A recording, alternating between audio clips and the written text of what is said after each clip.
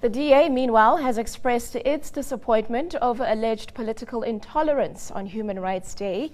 DA's Gauteng Premier candidate Mmusi Maimane says a group of ANC supporters stoned the bus he was traveling in yesterday. We have him now on the line. Mr. Maimane, good morning to you and thank you for your time. So give us your version of events in terms of what you say happened yesterday.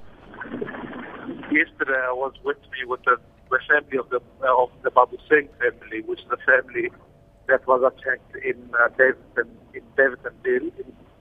I was traveling with Hector Peterson's sister Lulu Peterson, and also the brother of Mmusi Maimane, who was a young man who was carrying Hector Peterson in 1976. We went off to Sharpeville, and as we were traveling in, a group of ANC supporters then decided they would blockade the road. They would then, identifying the bus, started stoning it. We literally had to be taken out of the situation. And I want to express a sense of gratitude to the South African police for the work that they did in escorting us out and then through another different way to get to the event eventually. Mr. Maimane, what was your reaction and also the reaction of these family members that you were traveling with? And were any arrests made by the police who did help you?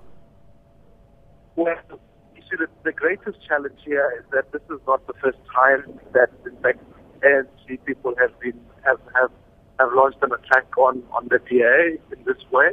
We also feel that the greatest difficulty here is that for family members who were in the car were completely worried and scared for their own safety.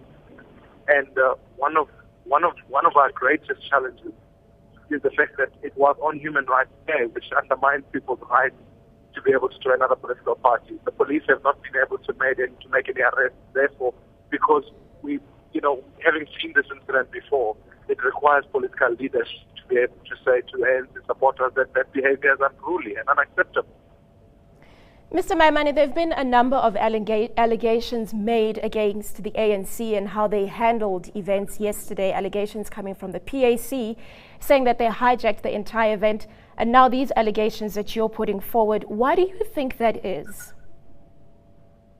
Well, it's about the separation of powers. You see, the difficulty is that here, President Zuma was addressing in Sharpeville as the president of the republic, not as the head of the ANC, but it then ended up masquerading itself as an ANC rally. And those things become very difficult because if you can't separate state and power, state and party, you are going to have these constant things taking place. Our view simply here is that, like any other South Africans, we need to acknowledge that when we talk about human rights, we celebrate the fact that human rights are about indeed the choice for people to join whatever political party they so choose to do so.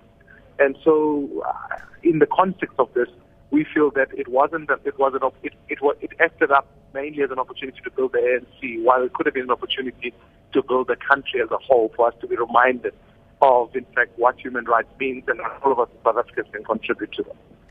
Mr. Maimane, will you, on behalf of the DA, be laying any charges? Will you be taking this further with the ruling party, perhaps try and get them to give a reaction? Will you do anything about this incident that you allege happened yesterday?